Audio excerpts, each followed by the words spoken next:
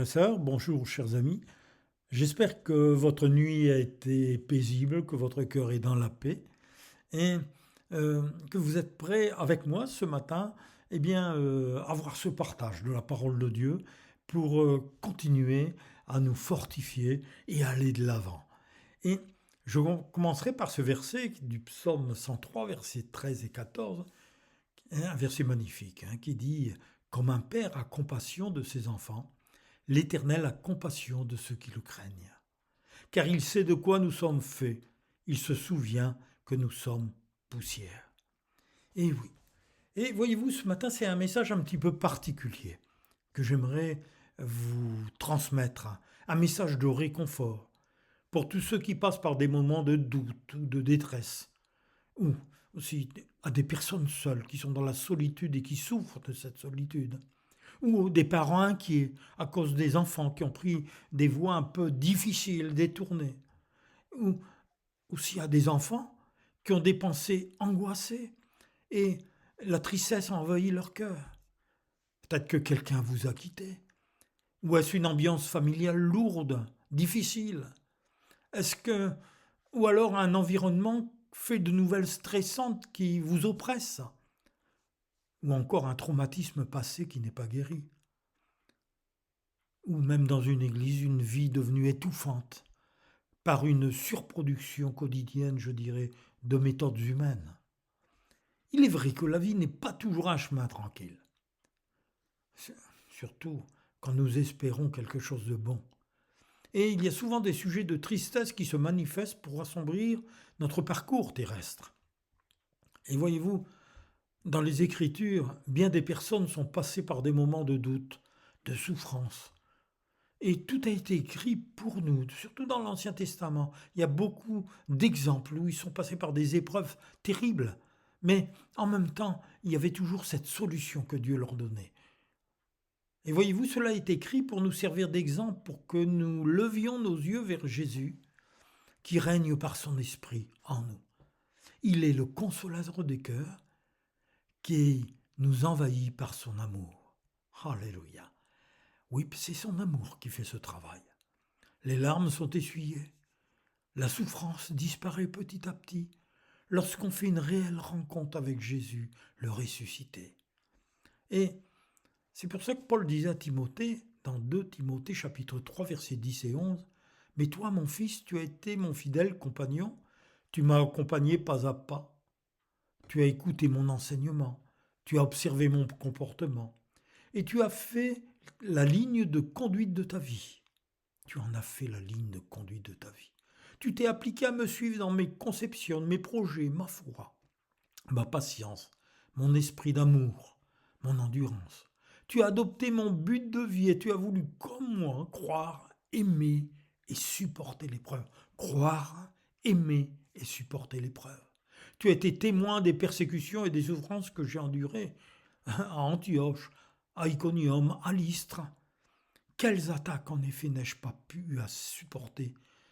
Et chaque fois, le Seigneur m'en a délivré. Le Seigneur m'en a délivré. Ah Jésus, merci Seigneur. Voyez-vous ce beau témoignage de Paul à Timothée, au travers de toutes les épreuves qu'il a passées, et vous savez, Paul en a vu, et tout est écrit, et tout ça nous sert de témoignage. Et dans 2 Timothée chapitre 4, versets 16 à 18, il est dit que la première fois que j'ai eu à me présenter ma défense au tribunal, ça c'était Paul quand il était en prison, personne n'est venu m'assister. Nul n'a pris parti pour moi. Au contraire, tous m'ont abandonné, même les frères et sœurs dans la foi avaient peur. Et Paul dira, mais c'est le Seigneur qui m'a assisté. C'est le Seigneur qui m'a assisté. Alors, si vous êtes dans un de ces problèmes-là, n'oubliez pas que Jésus est votre avocat. C'est lui qui va vous assister. C'est lui qui vous dira les paroles qu'il faut dire. C'est lui qui va convaincre. C'est lui qui est capable de retourner les cœurs. Et Paul continuera en disant, il m'a donné la force nécessaire. Il m'a rendu capable d'apporter mon témoignage et d'annoncer pleinement l'évangile. Lui, il avait une ligne et il n'en démordait pas. Jusqu'à la fin, j'ai pu être son instrument et accomplir mon ministère. de sorte que tous les païens présents ont entendu la bonne nouvelle. Voyez-vous, c'est ça le but parfait, magnifique, qui nous remplit de joie, c'est de continuer à accomplir ce ministère que Dieu nous a donné.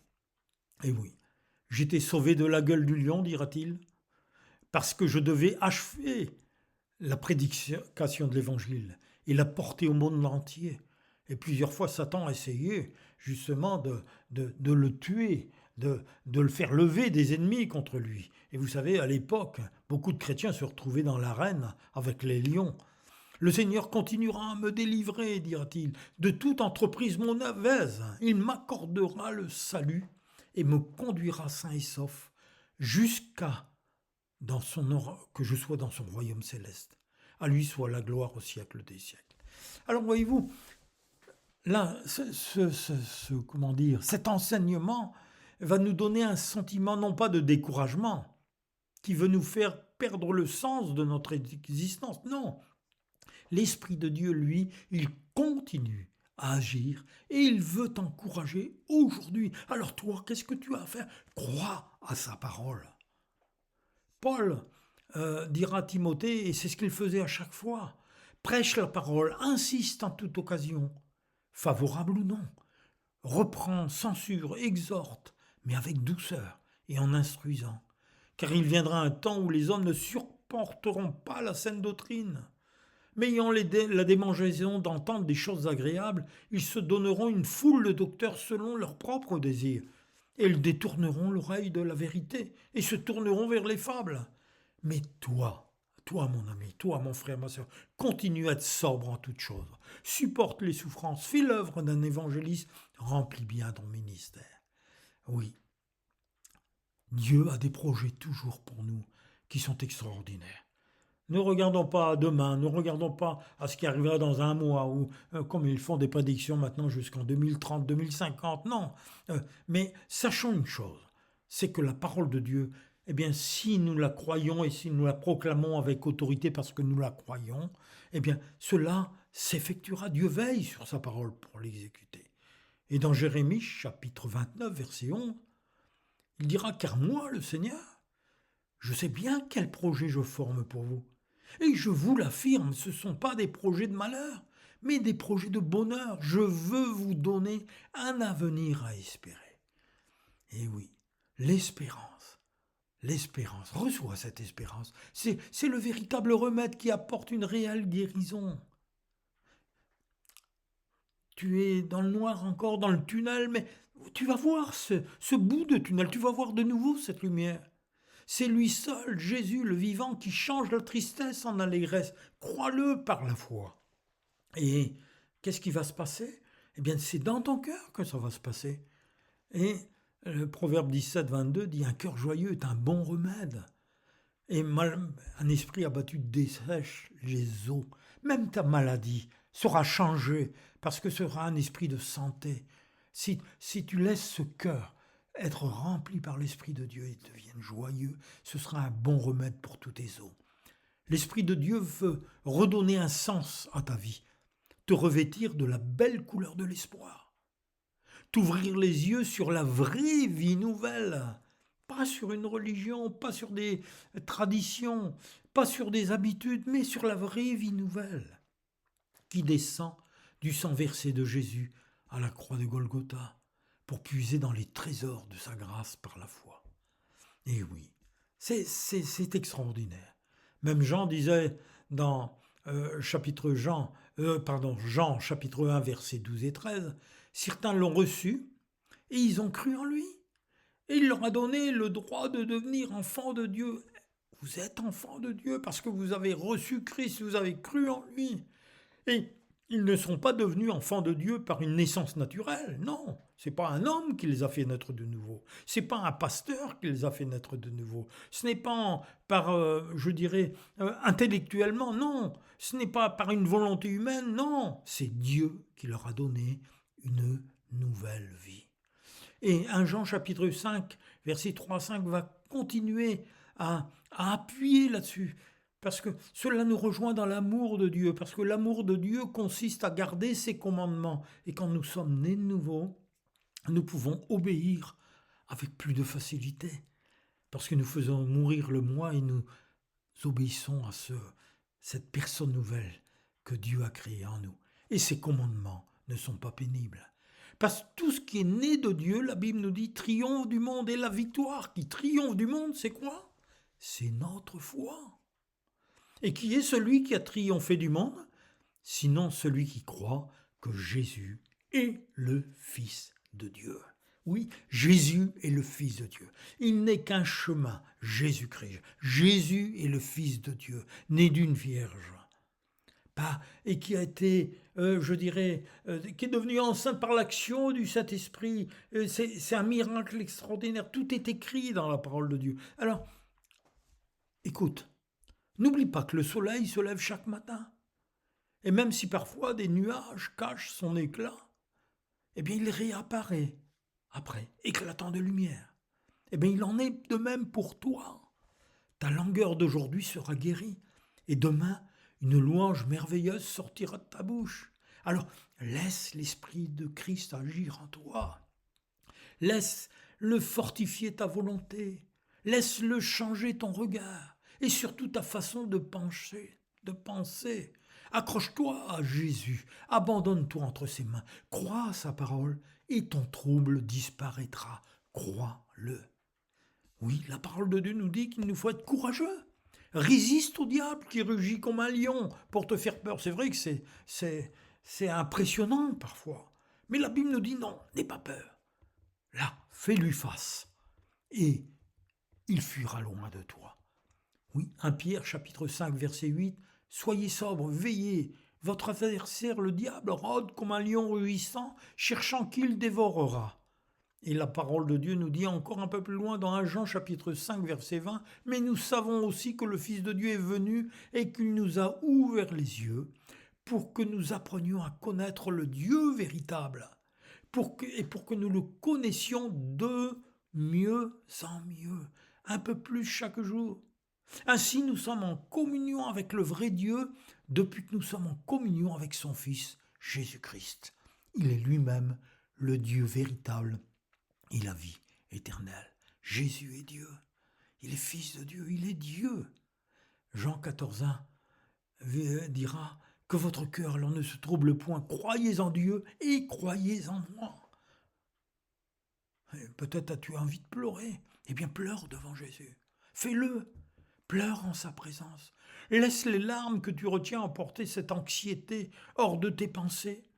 Cette tristesse qui appuie sur ton cœur et qui te rend mélancolique. Non, remets ta souffrance à Christ. Le Seigneur, ton Sauveur, connaît ton cœur, il sait de quoi tu es fait. Alors, laisse partir ces angoisses. Chasse ces esprits de peur au nom de Jésus. Et Jésus dit encore dans Jean 14, versets 13 et 14, « Et tout ce que vous demanderez en mon nom, je le ferai afin que le Père soit glorifié dans le Fils. Et si vous demandez quelque chose en son nom, en mon nom, Jésus disait, je le ferai. » Alors, repousse la tristesse. Arrête de regarder à toi-même.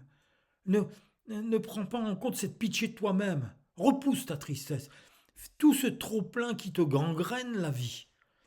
Ésaïe, chapitre 28, versets 5 et 6.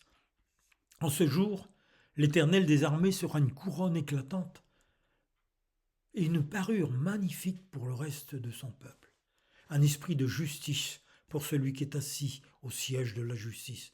Une force pour ceux qui repoussent l'ennemi jusqu'à ses portes. » Alléluia. Oui, frères et sœurs, mes amis, il n'est pas loin, il est là, près de toi, ton Seigneur et ton Dieu, qui ne t'abandonnera jamais, car il est partout. Même le roi Salomon a dit sous l'inspiration du Saint-Esprit dans 1 Roi chapitre 8 verset 17, « Voici les cieux, et les cieux des cieux ne peuvent te contenir. » Il avait réalisé que lui, pourtant ce grand roi était tout petit aux yeux de Dieu, parce que Dieu, même tous les cieux, ne peuvent le contenir. Et en même temps, c'est extraordinaire, le psaume 56, 9 et 11, 12 et 14, nous dit qu'il compte les pas de ma vie errante. Il recueille mes larmes dans son outre. Ne sont-elles pas inscrites dans ton livre, disait-il? Mes ennemis reculent au jour où je crie. Quand vous criez, vos ennemis reculent. Je sais que Dieu est pour moi. Je me glorifierai en Dieu, en sa parole. Je me glorifierai en l'Éternel, en sa parole. Je me confie en Dieu et je proclame, je confesse, je ne crains rien. Dites-le, je ne crains rien, car tu as délivré mon âme de la mort et tu as garanti mes pieds de la chute, afin que je marche devant Dieu à la lumière des vivants. Le Saint-Esprit est en vous. Vous avez la vie en vous. N'oubliez pas que c'est Dieu seul, par Jésus, qui peut vraiment te consoler, qui peut te soulager de tous tes chagrins. Il veut t'apporter le réconfort, la joie que tu as besoin, car il est ton Créateur qui veut mettre sa paix dans ton cœur et sa joie dans ton âme. Oui. Encore, cette parole de Jésus, Matthieu 5,4, heureux les affligés, car ils seront consolés. Tu es affligé, laisse-toi consoler.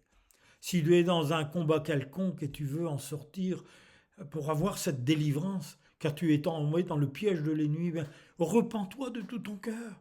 Christ va te pardonner, il te pardonne, son sang va te purifier de tout péché. Et ensuite, apprends à combattre pour ta délivrance en persévérant au nom de Jésus, avec insistance. Et lorsqu'il y a une attaque, refusez ces attaques, parce que Christ est à vous, Saint-Esprit est en vous. Laisse-toi toucher par le Saint-Esprit et laisse-le t'immerger dans son amour pour retrouver la vraie liberté. Et ton être intérieur, tu verras, va être vivifié, joyeux. Et tu pourras de nouveau parler des merveilles de ton Dieu. Souviens-toi de Jésus-Christ, il est fidèle et il te soutient. Et oui, Psaume 34, verset 19, « L'Éternel est près de ceux qui ont le cœur brisé. Il sauve ceux qui ont l'esprit dans l'abattement. » Et c'est la volonté de ton Père Céleste qui est dans les cieux. Il ne veut pas que tu vives submergé par la défaite, mais il veut que tu te relèves. Alors n'aie pas honte, crie à lui. Psaume 22, verset 25. Car il n'a ni mépris ni dédain pour les peines du misérable, et il ne lui cache point sa face, mais il l'écoute quand il crie à lui. Ne crie pas aux hommes, ne cherche pas du secours dans les hommes, ne cherche pas du secours dans les spécialistes, mais crie à Dieu. Dieu va t'écouter. Psaume 5, versets 2 à 6. Prête l'oreille à mes paroles, ô Éternel. Écoute mes gémissements, sois attentif à mes cris. Mon roi et mon Dieu, c'est à toi que j'adresse ma prière. Éternel, le matin tu entends ma voix. Le matin je me tourne vers toi et je regarde, car tu n'es point un Dieu qui prenne plaisir au mal. Et le méchant n'a pas sa demeure auprès de toi. Les insensés ne subsistent pas devant tes yeux. Tu es tous ceux qui commettent l'iniquité. Mais de nouveau tu avanceras sur le chemin que le Seigneur t'a préparé. Alors laisse-le faire dans ton cœur, laisse-le faire dans ta vie. Et un nouveau projet de vie sera devant tes yeux. Et le désespoir s'éloignera de ton cœur.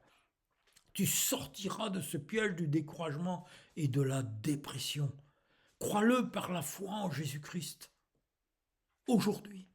Car Christ est le libérateur des âmes tourmentées, angoissées, torturées par les puissances de ténèbres qui veulent détruire les hommes, les femmes, même les enfants, par toutes sortes de machinations démoniaques. Alors, défends-toi, tu es vainqueur en Jésus-Christ.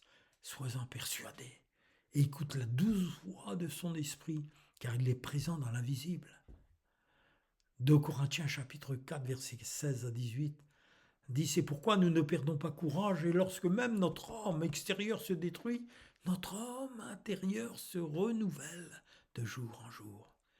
Car nos légères afflictions du moment présent produisent pour nous, au-delà de toute mesure, un poids éternel de gloire, parce que nous regardons, non pas aux choses visibles, mais à celles qui sont invisibles. Car les choses invisibles sont passagères, mais les invisibles sont éternelles. » Ah oui, je veux le dire avec vous, dites-le avec moi, comme le psalmiste, le psaume 27, 13 et 14. « Oh, si je n'étais pas sûr de voir la bonté de l'Éternel sur la terre des vivants. »